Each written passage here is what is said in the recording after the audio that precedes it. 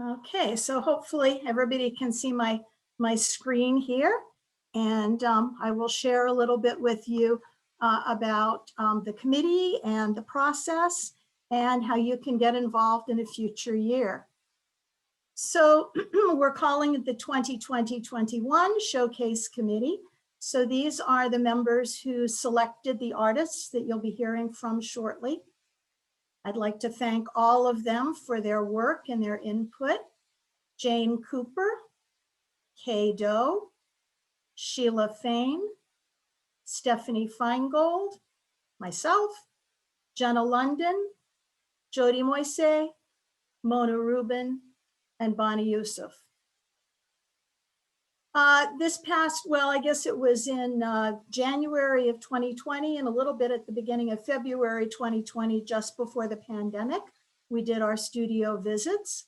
And these are the studios that we went to during that particular cycle. We visit new studios, we return visit to ones we've been to before. So this particular cycle, we visited the Art Students League, the Center for Contemporary Printmaking in Norwalk, Connecticut, the Gutenberg Art Center in New Jersey, Manhattan Graphics Center, the New York Academy of Art, and the Robert Blackburn Printmaking Workshop, the last three all in Manhattan. And we wound up going through a process that involved teams of committee members visiting the different print shops, nominating candidates from the artists whose work they saw. Those nominees were then invited to submit an electronic portfolio and a resume and brief statement.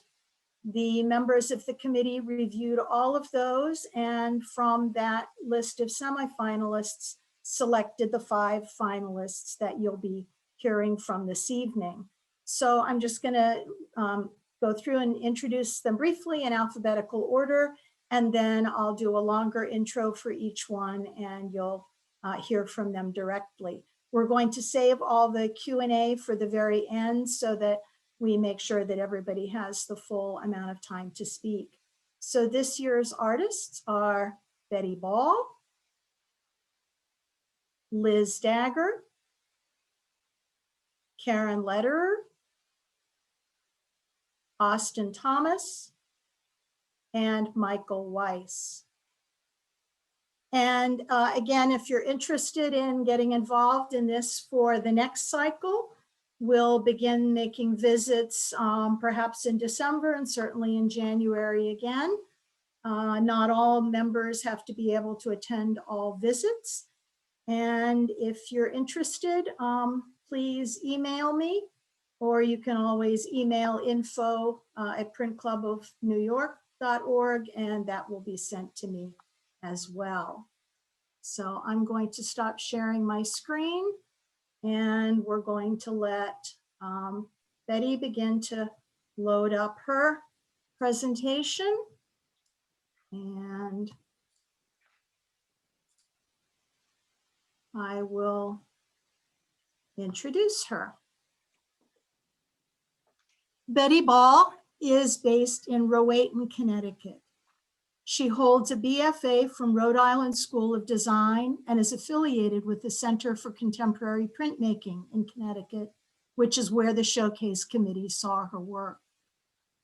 Both a painter and a printmaker, Ball has exhibited widely in invitational and juried solo and group exhibitions around the world, most recently being included in Art on Paper in New York, Affordable Art Fair New York, and Ode to Color at the Carriage Barn Art Center in Connecticut, which closed on May 15th.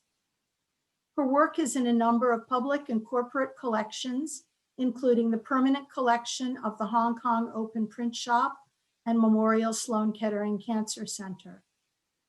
Ball's particular interest is in light. She writes that light's purity and transcendent qualities are at the heart of my work. As a printmaker, her focus has been on photopolymer intaglio and monotype.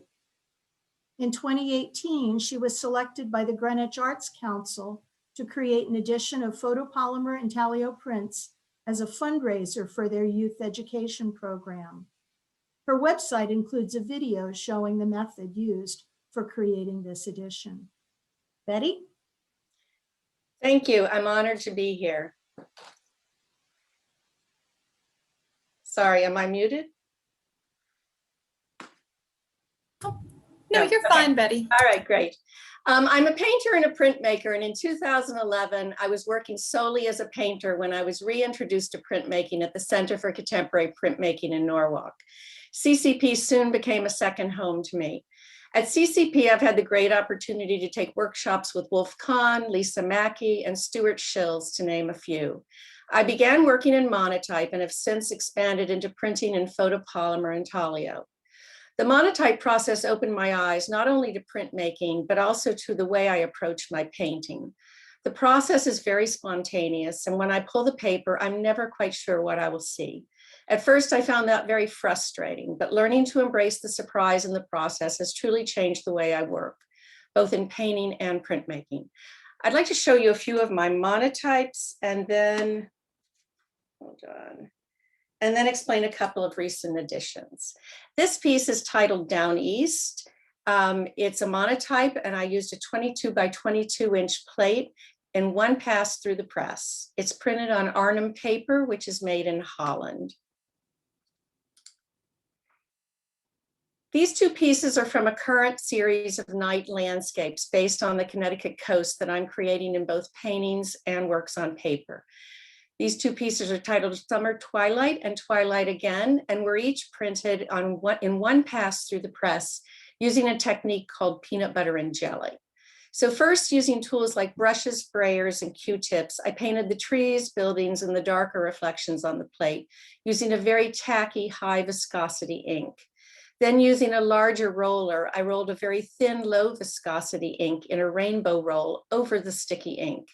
The thin ink on the roller resists the tacky ink that was already on the plate. I then wiped away any areas that I wanted to remain white, added some additional color, and then the plate was printed. These four monotypes are from a botanical series that I'm currently working on. I'm fascinated not only by the organic nature of the flowers, but also by the graphic shapes and reflecting light and colors in the glass. I used 18 by 18 inch plates, and each print went through the press at least twice. I painted the flowers and glass on the plate using brushes and brayers, and then printed that plate. I then took a clean plate, exactly the same size as the first, and using a large roller, rolled a transparent ink on the clean plate. I then wiped away various areas where the flowers and the vase had been, and any extra areas that I wanted to remain white. I registered the second plate onto the first and ran it through the press. And in some cases, I added a third pass. This piece is not a work on paper. It's an oil on canvas, 12 by 12 inches, titled White on White. In 2018, I was asked by the Greenwich Arts Council to create a print in an edition of 25 that would be sold at their upcoming gala fundraiser. Executive Director Tatiana Mori and the gala committee were drawn to this piece and asked if I could create an edition based on this painting. I collaborated with staff master printer Christopher Shore at CCP, and Chris gave me great advice on moving from the painting to the print edition. For budget purposes, we decided to use 3 solar plates to create the edition. So the first thing Chris advised me to do was to create a monotype using 3 colors. Well, using only 3 colors was a challenge for me. So you can see the monotype in the lower left. It has an acetate drawing over it. I used that monotype to create the other 3 films that you see on this slide. The films are created on Duralar, and I used oil-based printing inks. They're very sticky, and I wanted that texture in those brush strokes to show in the printed plate. The top left film is the yellow that will print first. The top right is the green, and the bottom right is the gray. Chris then made the plates by exposing my hand-painted films to the plates using a vacuum light box at CCP. And after exposure, the plates were developed using regular tap water. This is a shot of Chris in the studio, proofing and printing the plates. And these photos show the plates each being printed in order. So the top left shows the yellow, which went on first. The top right, the green going on top of the yellow. The bottom left, the last plate, the gray. And the bottom right shows a print that was just pulled from the press being stapled to cardboard. Because we print with damp paper, we immediately staple it to stretch it and flatten it. When the print's dry, we remove the staples and hand trim each print. This is the final print. It's titled Full Bloom. So you can see by looking at this that we did use more than 3 colors. So I wanted like these areas right here in the golden yellow as highlights, and Chris was able to add that ink to the yellow plate. And I also wanted this turquoise highlight in the vase, and Chris was able to add that color to the gray plate. I'm very pleased with the way this turned out, and working collaboratively with Chris made all the difference. It was a great working relationship. So to close, I'd like to show you a few images of 6 solar plates that I made in an edition based on some low light photographs that I took. This print is titled White Tulips. It's also a photopolymer intaglio. And it was based on some photographs that were very slow exposures. And because of the exposure, they had a very painterly textural quality. I worked with staff collaborative printer Paul Opal DeRuvo at CCP. And Opal created 12 by 12 films of my photos to create the photopolymer intaglio plates. This next piece is titled Anemones. It's the same process. We started printing and proofing using black ink, but it really looked too cold. So we used a very transparent sepia, which the sepia was warmer, the transparency showed more tonality in the plate, and it wiped away very cleanly from the white areas. This piece, same process, is titled Sweet Pea. And all 6 of the images are shown here together. After we printed the edition, I started using the plates to experiment with different colors. And here is an image of tulips printed in a blue ink. I mixed the ink to mimic a cyanotype color. So I'd like to thank you for inviting me. It's been a pleasure. Thank you, Betty. So Liz, if you want to load up your screen while I do the introduction. Liz Dagger is an artist, graphic designer, and illustrator. Drawing is the basis of everything she does. She draws in pencil and ink and makes mixed media paintings and copperplate etchings. A transplant from a farm to New York City, solitude and a search for connection are recurring themes in her work. Dagger studied art and design at Pratt Institute in Brooklyn, where she has lived since. She sees art as an expressive storytelling device and finds it a kind of antidote to the results-driven graphic design industry in which she also works. She says, obfuscation rarely has a place in marketing, but is pure gold in art. She is a member of the Society of American Graphic Artists and Manhattan Graphic Center, where the Showcase Committee first viewed her work. As a printmaker, Dagger's focus is on etching. She exhibited in the 2019 4th Annual New York International Miniature Print Exhibition, and her work has been in group shows in cities around the US. Liz? Thanks, Jillian. And thanks everyone who's joining us tonight to hear us talk and look at our art. For a long time, my only exposure to any kind of printmaking was silkscreen that I did in college. And I did that in service to my graphic design projects because it was a wonderful way to get big, bold, bright colors for posters and things like that. And then back about 10 years ago, I discovered some artists online who were doing a process called dry point on plexiglass. And it was a way that you could work on plates at home if you didn't have a studio. I began experimenting with that technique, which is just as it sounds. You basically have a piece of plexi and you put your drawing underneath it, your reversed drawing, and then you carve into it the way you would on a copper plate, but it's much more forgiving and easy to do. And for these prints, I worked on a few for a number of months, and I was using the press when it was time to print at Gowanus studio space. And one of the things I really loved about this process was how, depending on how you wipe the plate, you could get quite different effects and different moods with the ink, as you can see in the sky on these prints. After working on a number of plates in this way and realizing how very short-lived they are, I got much more interested in wanting to learn proper etching. And I started looking up studios in the New York City area to see where I might be able to get involved and learn printmaking from the ground up. I found Manhattan Graphic Center and I applied for one of their scholarships, and I was thrilled when I was told that I was the recipient of one. I chose to study copperplate etching, and during that first 10-week course, we explored a number of different techniques, including soft ground, hard ground, aquatint, spit bite, and sheen collé. I was really drawn to hard ground etching paired with aquatint.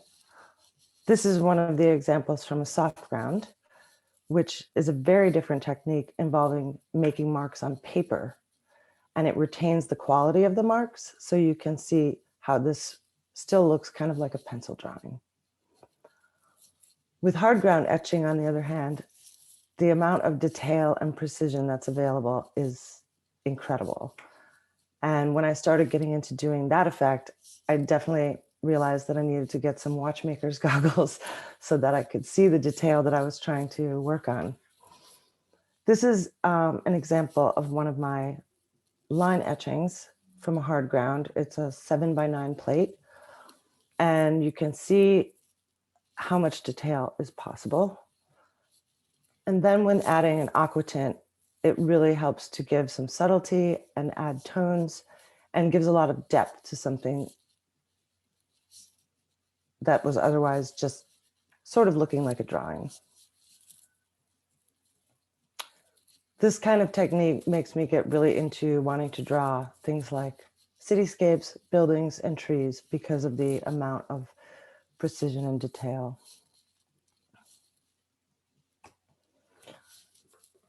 As Jillian mentioned, I do look at art as a kind of storytelling, and I am drawn to art that tells stories. At the same time, I do enjoy it when it doesn't tell the whole story. I like when there is a sort of, I don't know, a bit of mystery or something for the imagination to go to, things that you can bring to the art yourself. My most recent plate that I started before lockdown last year was a bit of an experiment. Rather than starting with a perfect pristine plate that's cut just so and polished up, I went through the bin of scraps in the studio and found some pieces that fitted together quite nicely. And I really loved the sort of atmosphere that came from all of these scratches and bruises and from their life in the bin. And on the right, you can see the first pull of just the line etching of this piece. This is a photo of in the process of inking and wiping that piece.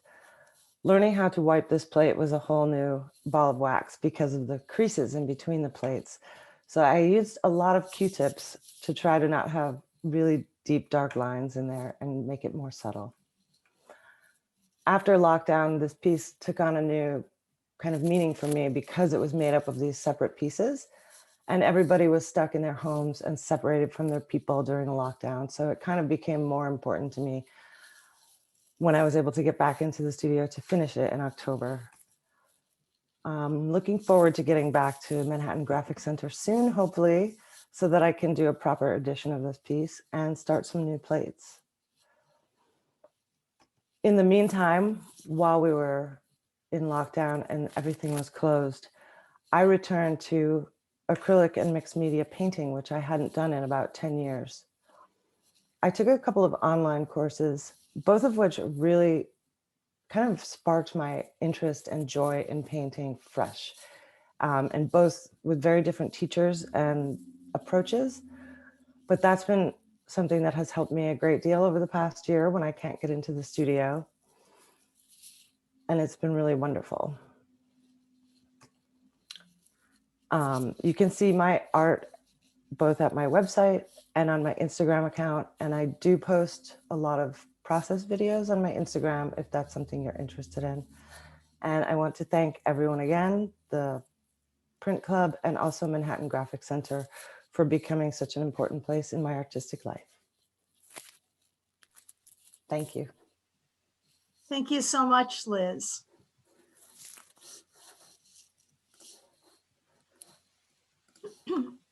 So our next speaker will be Karen Lederer. So Karen can begin loading her presentation as I introduce her.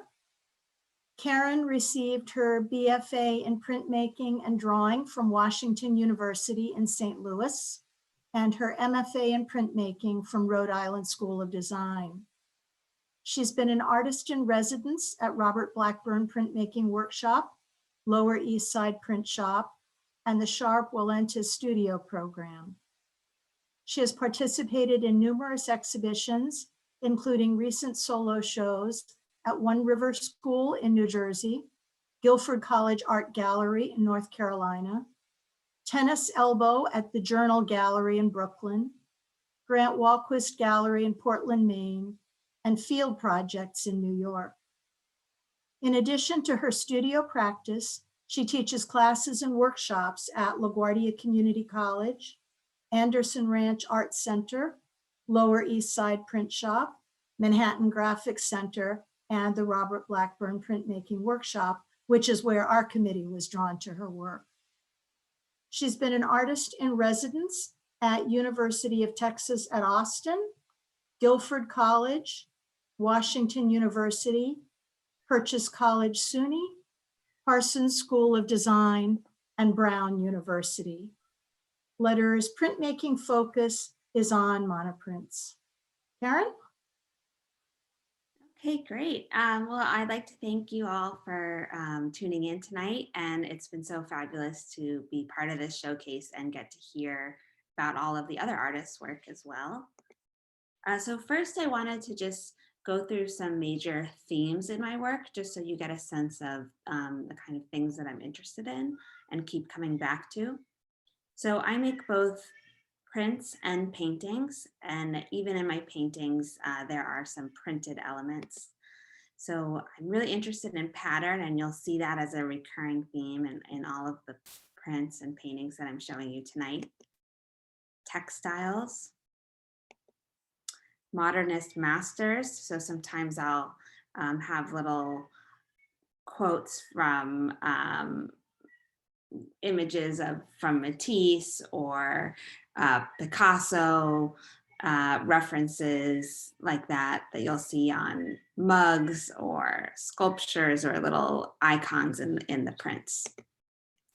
Art reproductions, art books, consumer products, indoor plants, pets, feminism, politics. These are all themes that you'll see coming up a lot throughout the night. So I work out of multiple spaces. I have my own studio in Crown Heights, Brooklyn, where I make my paintings and I prep images for prints. But I do all of my printing at Robert Blackburn Printmaking Workshop. And I really love it there. I love the kind of communal aspect of it. And I also teach there, so I know a lot of people that work there. And then during the pandemic, I also purchased my own small little etching press, just because I really missed going into the print shop and I missed being able to make prints. So it's been really fun to have that at home and get to interact with printmaking again. So my first watercolor monotype that I ever made was during a residency at Robert Blackburn printmaking workshop, which I believe was in 2015. And it was really great to be able to learn this technique, even though I had known a lot of other printmaking techniques. I never had done watercolor monotype, but I ended up falling in love with it and ended up making a lot of monoprints and teaching the technique. So my process for making a monoprint, I'll make different stencils that are out of Mylar and also newsprint. And I will paint on these and draw on them with water-soluble materials. And then I lay them over a plexiglass plate, which is also painted. And I send it through the press. So all the prints are just one pass through the press, and they have a very layered feeling because I'm using a lot of painted and drawn stencils. And for me, printmaking is a very loose, intuitive process, while painting is more planned out and more kind of tight.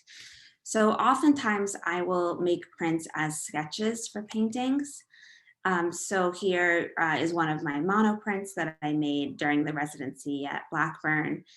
You can see some of the themes I was talking about, like the Coca-Cola can, the kind of these iconic Adidas shoes that have been popular for so long and worn by so many different types of people.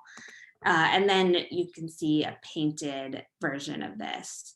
So it's not exactly the same, but it's just kind of inspired by the print. Here is a monoprint that also includes some chincolet. I'm combining water-based inks with oil-based inks. So some of the stencils are inked up in oil and some are water-based. This is also some chincolet, the snake.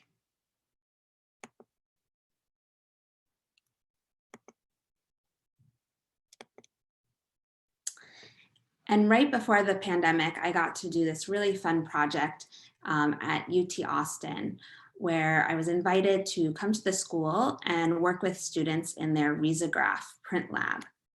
And this was really cool for me because I never edition my work. I'm always working in monoprints, which there's just one-of-a-kind prints. So the opportunity to make something that was actually editioned was really exciting. So here I started by making these paper collages in my studio. And collage has been something that's been really interesting to me, and I've actually kept it going during the pandemic because it's something that's easy to do at home. So here are the collages just kind of in process in my studio. And then once I got to Austin, we separated these into layers and printed them as risograph prints. So on the left, you see the print, and then on the right is the paper collage version.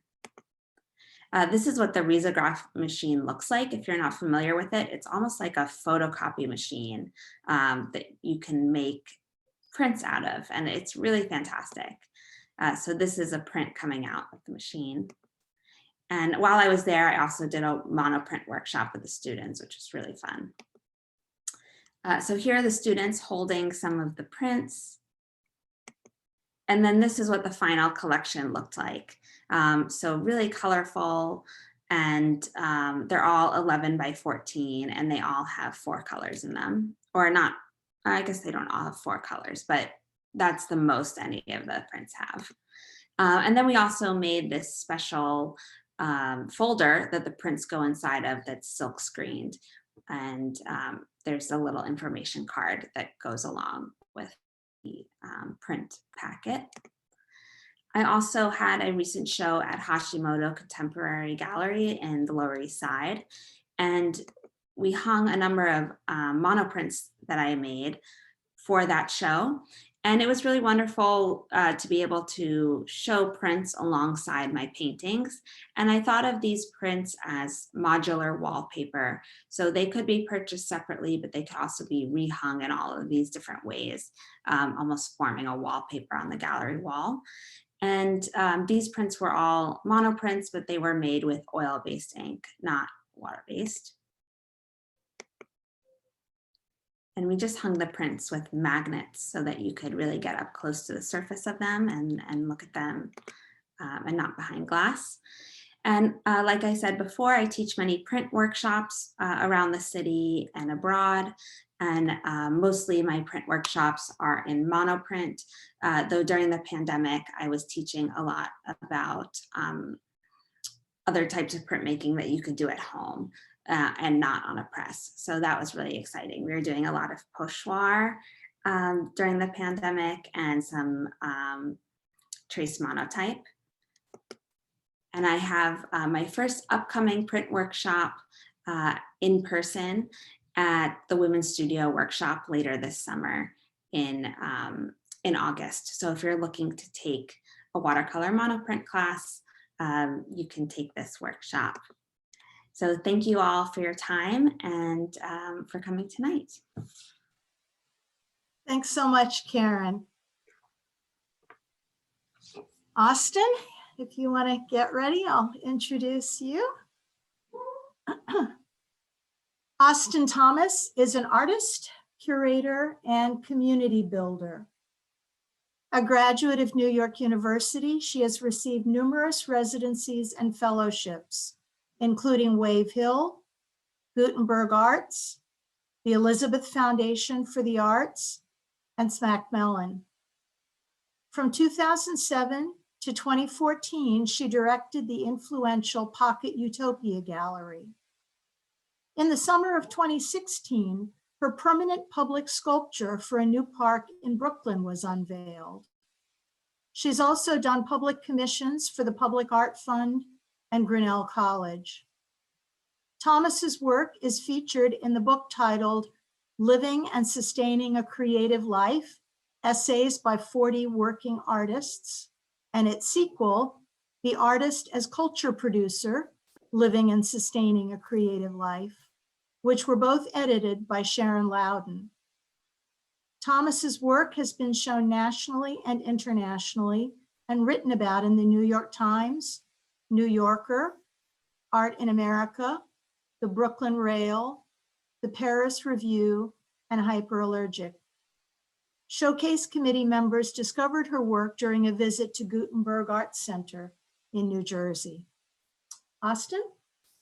Okay, thank you so much. Here we go. I figured out how to share. I think everybody can see my screen. I'm Austin Thomas, and I'm in my studio in Koreatown. This first image is of my Covidian prints. These are monotypes. So here are 21 monotypes. For this talk, I organized my images into groups. I categorized a few of them. So this isn't one piece, but 21 individual prints, 3 rows of 7. I print a lot of paper at a time. I'm just gonna do this really fast because I just printed, and you can see they're all on the floor, little stretch.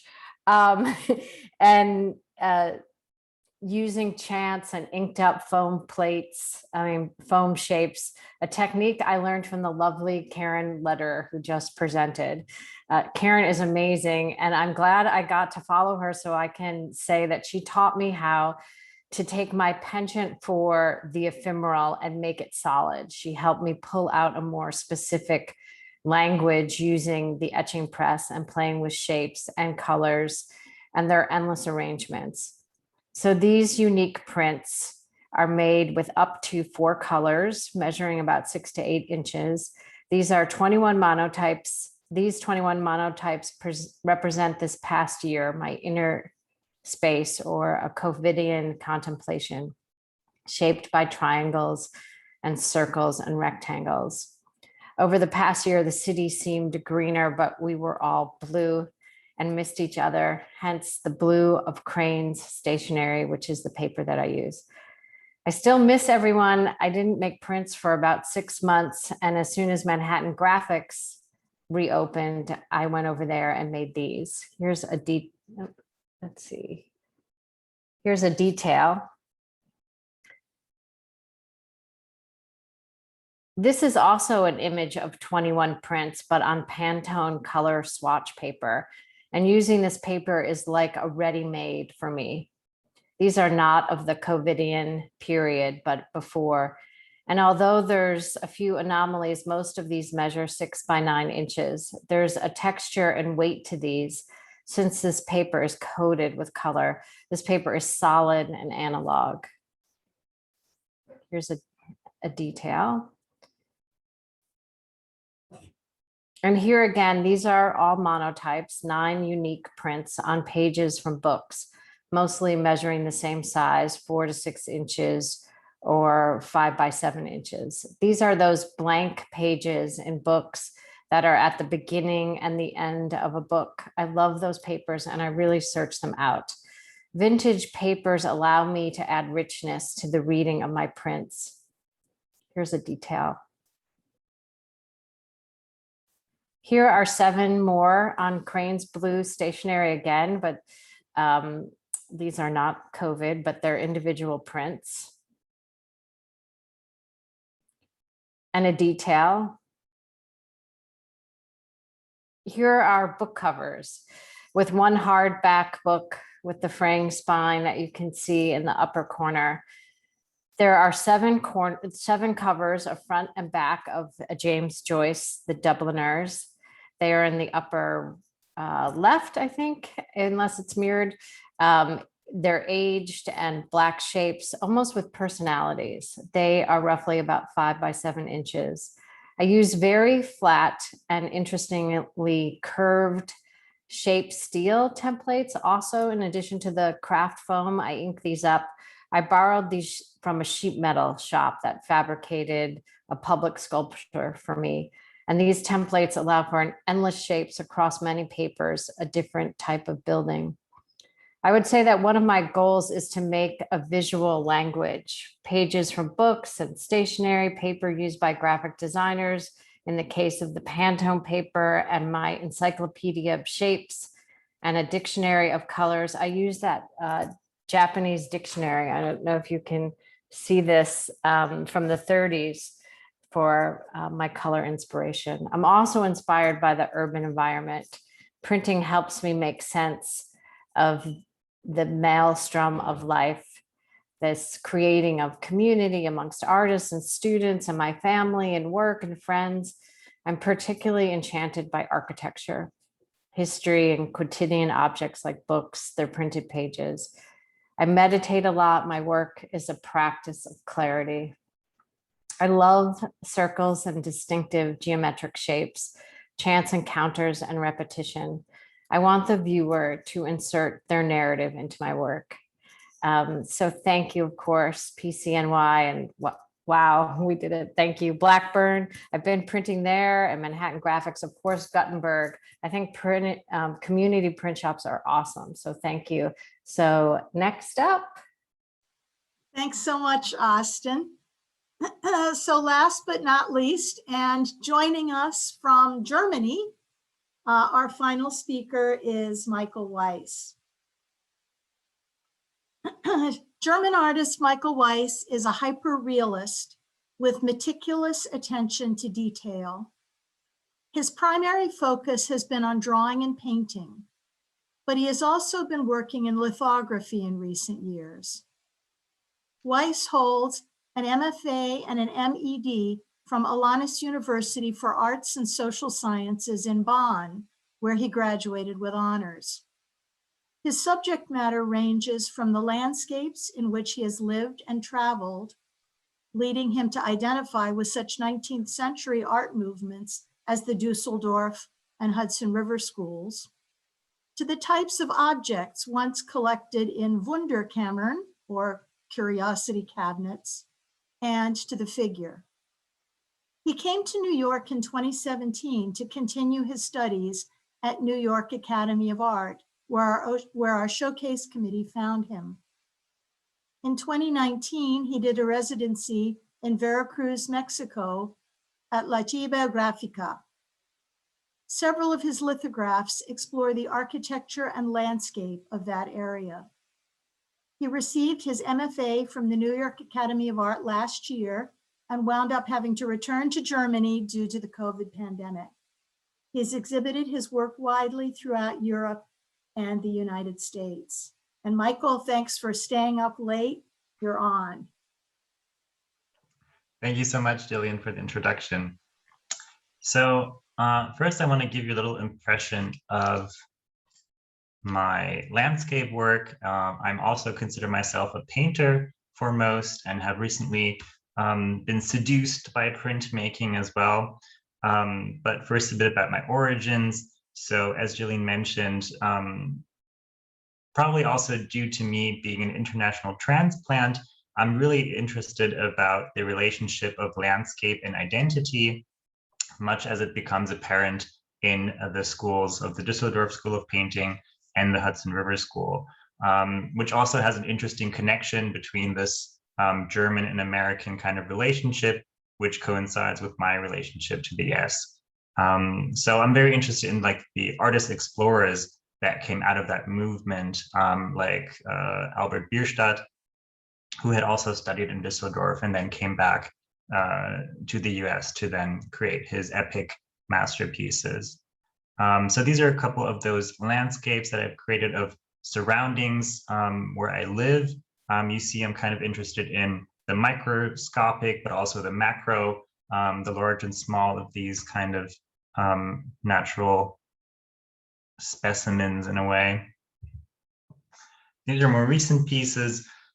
In a similar way, I'm also really interested in that golden age of exploration, the curiosity cabinets, the scientific illustration that came with it.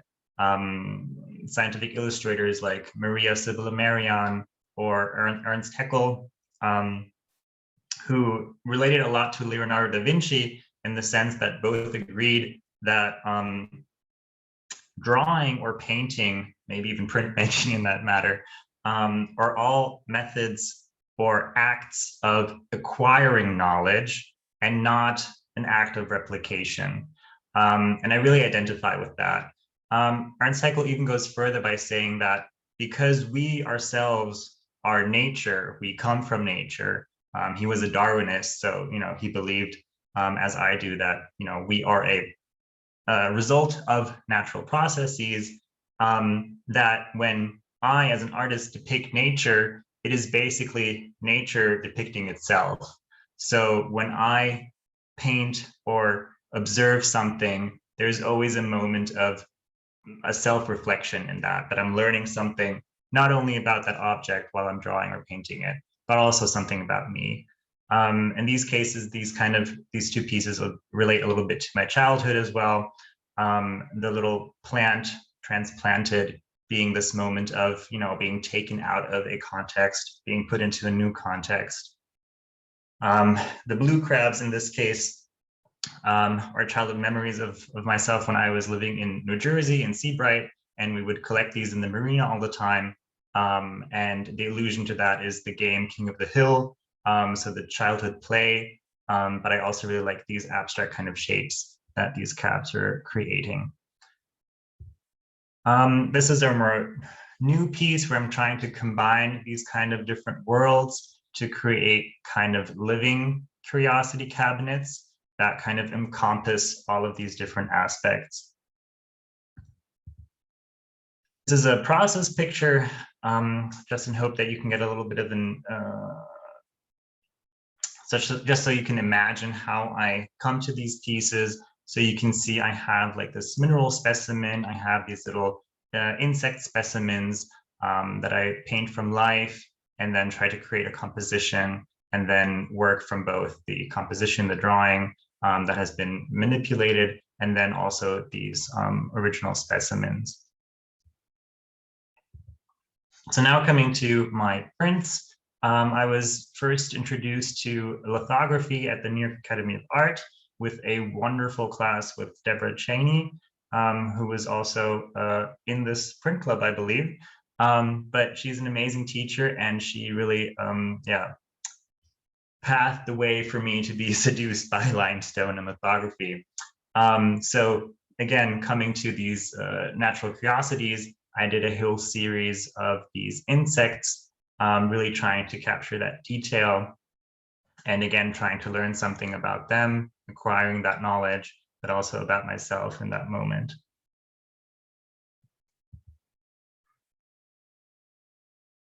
I'm also very inspired by a German naturalist, Alexander von Humboldt, who lived at the end of the 18th century and was one of the first to travel to South Americas, explore them scientifically, analyze them. He was his writings inspired countless people like Simon Bolivar to fight for independence in South America. He inspired Frederick Edwin Church to paint his masterpiece, Heart of the Andes. He wanted to send it to Humboldt in Germany at that time, but unfortunately in the same year, Humboldt died. So Frederick Church never got to send it to him. But in that case, we have like this little full circle of coming back to the Hudson River School.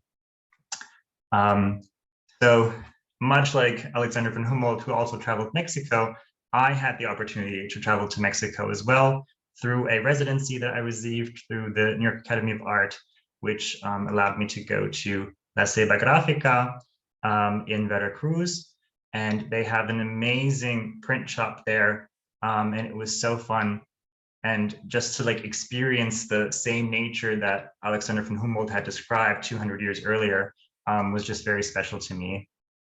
So this is a little piece of all the different lichen and plants that I was able to observe there.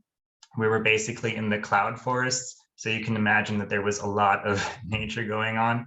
All the cracks of the houses were being covered in plants and air plants that were just coming out everywhere, and I was just fascinated by this. Interesting about this residency in Mexico, they did not work on limestone, for those familiar with lithography. They were working with Mexican marble. So you can see that the result is a bit more grainy in texture, which I, as a hyper detailed person, had to get used to first, but then I really, came to appreciate this like beautiful texture of that rock. And drawing on marble is just so beautiful. The kind of like black and white contrast that you get is remarkable. This is another piece. You might remember the painting. In this case, I manipulated this piece so that a fern that I saw that was growing out of an abandoned tiled pool, I switched the tiles with tiles that I found in the same abandoned library that apparently had a bathtub that was tiled this way.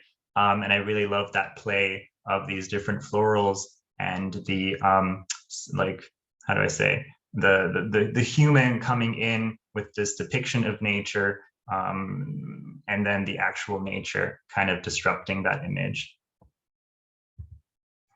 And then finally, this is a very large piece that I did there, which depicts the backyard of the hacienda where we were working in.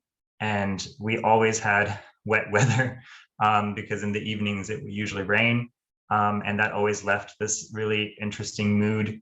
You can see the tiles are kind of glistening. Everything was being mirrored. There were very interesting light effects. And again, just everywhere this nature that's kind of growing into the rocks and through the rocks and with the rocks, and just combining this civilization with nature, which I really thought was interesting. So yeah, I thank you for your for listening. This is an image of me drawing on that litho rock, the marble, and you can see I'm working by candlelight because due to those rainstorms, we often had a power outage, so we would have to work with candlelight, which was quite romantic. Yeah, I thank you for listening, and I hope this was informative, and I'm looking forward to your questions. Thank you. Thank you, Michael. And thank you, everybody. I think that the audience will agree that the committee did a great job selecting some wonderful artists this year. So now we're going to do some Q&A. So the first question actually came up during Betty's presentation, but I think it's one that Betty, Karen, and Austin might all address. And that has to do with preferences of ink. It's from Dorothy Cochran, another artist. And it has to do with preferences of oil-based ink versus water-based ink in the monotype process. So maybe we can start with Betty and then go to Karen and then Austin to comment on your choices and preferences and so forth. Hi, I always use oil-based inks. One of the reasons is that I tend to like using a very stiff ink on occasion because I like the texture that it creates when my brush drags against the smooth monotype plate. However, I also do some screen print monotypes, and I use water-based, watercolor, watercolor pencil, and that sort of thing. That's it. Next. Yeah, I really like using both. I think it's more of a understanding what each can give you and whether you do them by themselves or kind of combine them in different ways. Sometimes I'll put oil-based inks in the same print as water-based inks. I like that the oil-based inks are really luminescent. They're really juicy and smooth. And then the water-based inks really show your hand a lot, so you can get all the brush strokes, and they kind of always feel wet even when they're dry. So I think it's really great to kind of think about what each can give you and figure out how to combine them together. And Austin? I use water-based inks, I guess primarily for efficiency of cleanup. There are great water-based inks out there, and I really have tried them all. Printmaking inks that are water-based, so I'm a big fan of those. So while we're waiting for more of our audience to type their questions into the question box, I'm going to ask one that all 5 panelists can respond to. All of you work in multiple media, many of you in painting and printmaking, some of you in sculpture and or mixed media and printmaking. And I wonder if you would just address briefly, some of you did this in your talk, but the dialogue between the 2 media and things that you particularly like about printmaking that maybe isn't as readily available in the other media that you work in. So maybe we'll just go through alphabetically again and let you speak about that for a few minutes. So Betty? Sure. I spoke a little bit about this in my talk about the way one medium has informed the other for me. The spontaneity of the monotype process has greatly influenced my painting.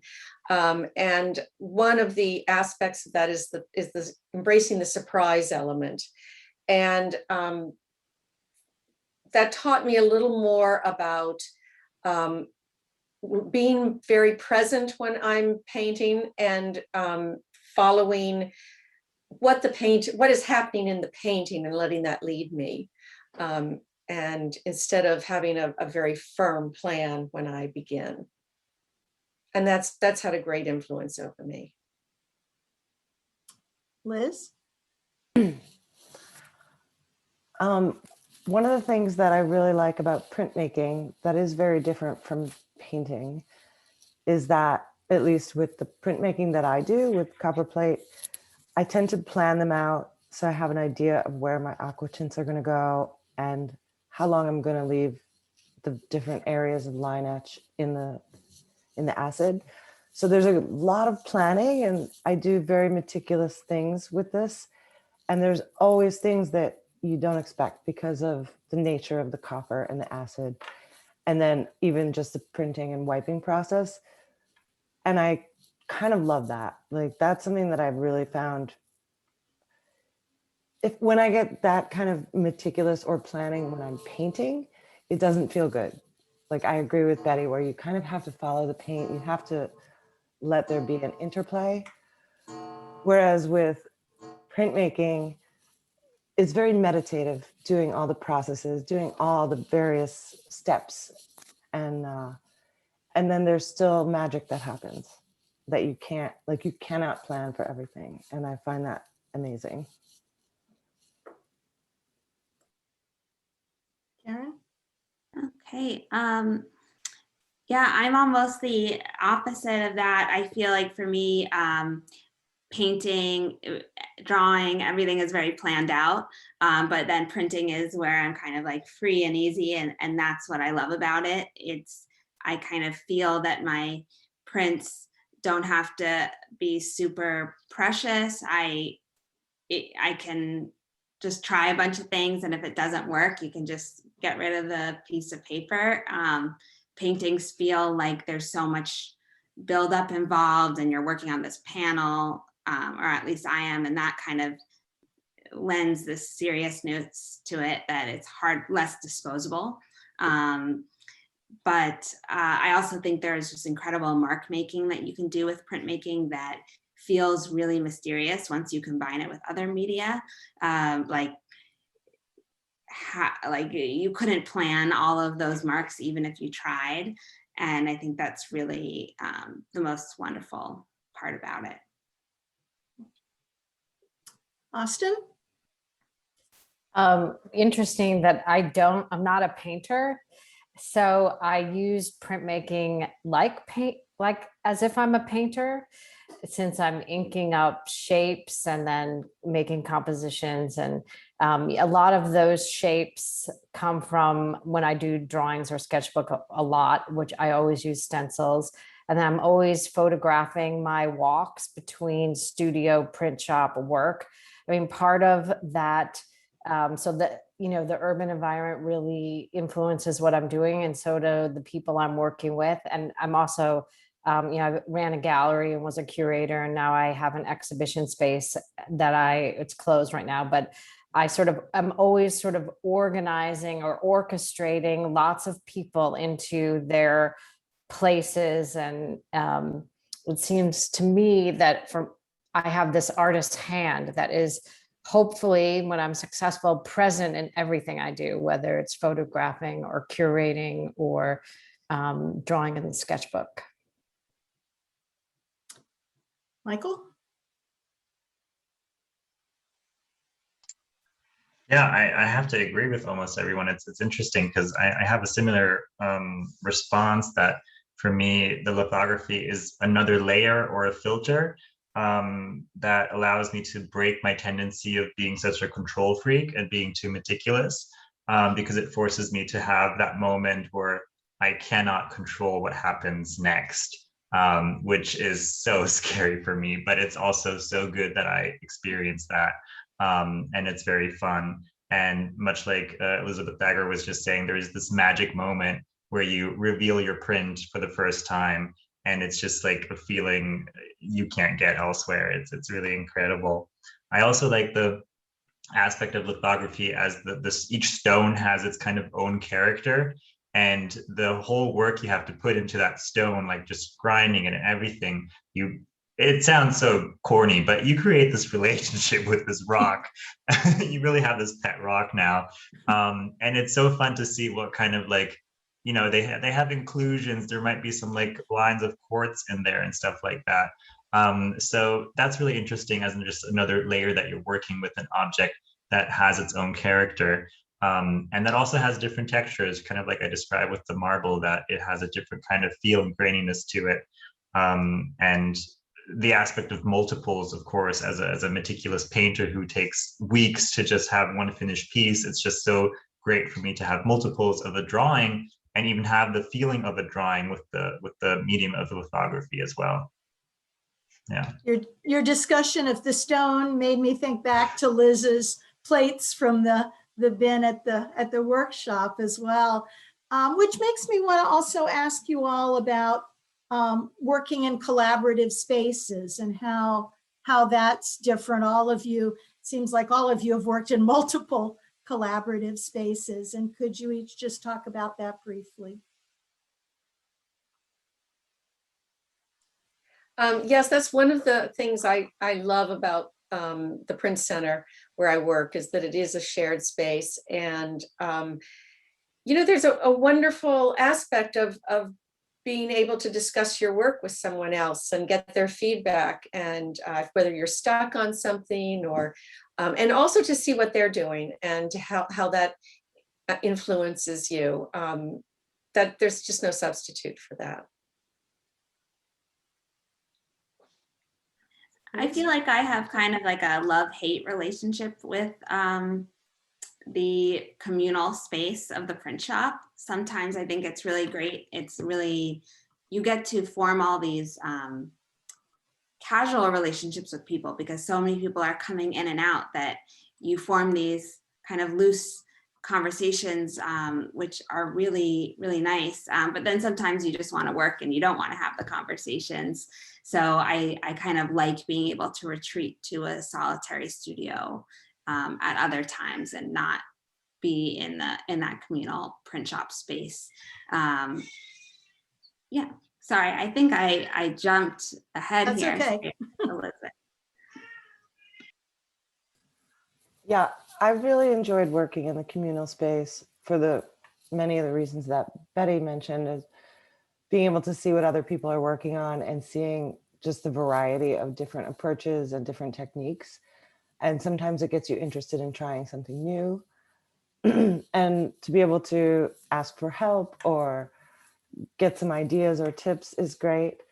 I do a lot of working on my actual plates at home because that is the part where I really want to be able to focus, as Karen was saying. So I understand like her meaning there, but it is wonderful when you go in and you're ready to print, or if you're doing another layer of technique to see everyone and see what people are working on. I can say I wouldn't be a printmaker if it wasn't for the community space, being that I've worked at Gutenberg, Robert Blackburn, Connecticut, Manhattan Graphics. Part of that moving around and packing things up and deciding what to print and which color to print. I usually print one color at a time. So I'm at the print shop at least once a week. I was there yesterday at Robert Blackburn. I can't wait for Manhattan Graphics to reopen. I'm sort of situated in between them. I'm at my studio right now, which is very small. It's in Koreatown, and it does give me that place to kind of organize, and the prints are drying on the floor. And I work at FIT and live in Chelsea. So there is this definitely a movement. The life informs the work informs the life. So, I'm so dedicated. I love Robert Blackburn too, and his work has really informed my practice.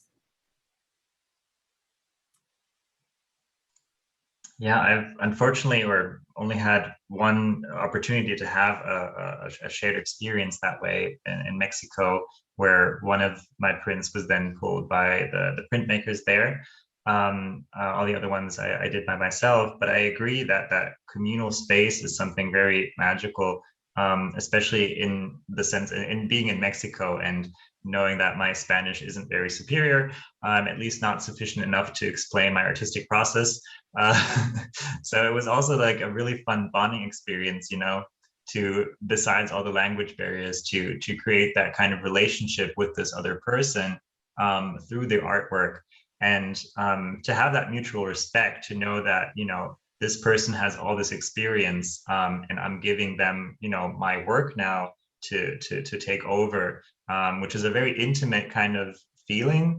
And also you really get to know that person, right? Because you get to look into their mind, what their ideas, their vision is, and you have to communicate with someone who is an expert in their field. Because especially in Mexico, what I had learned was not transferable because of the temperatures there. So the different acids, the different inks, they were all acting very differently to what I was used to like a climated space, to like this outside jungle space, basically, right? So I really was dependent on her knowledge about the air moisture and how we had to adjust the acids and everything. So it's a really, really trust relationship that is very intimate and very rewarding.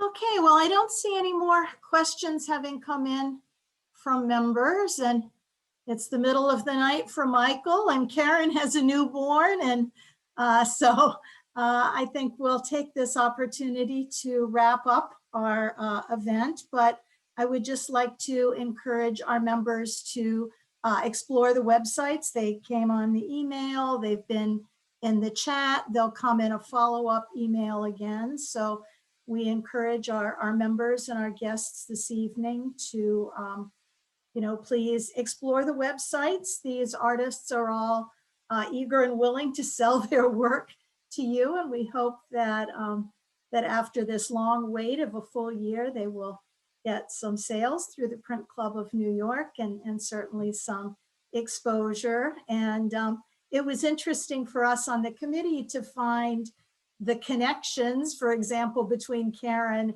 and Austin. And then I just learned this evening that Michael had studied with Deb Cheney, who was a board member until she decamped to France a year ago.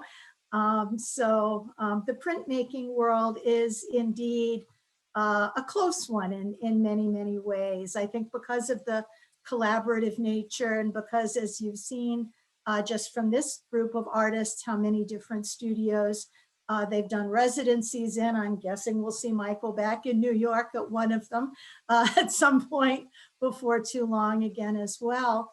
And for me, that's one of the wonderful things about the print world is just that tight-knit community, even for an art historian rather than an artist. So thank you to all of our artists. Again, a big thank you to our committee members who worked so hard going out. It was very cold in January of 2020 as we went out to visit the various studios and workshops.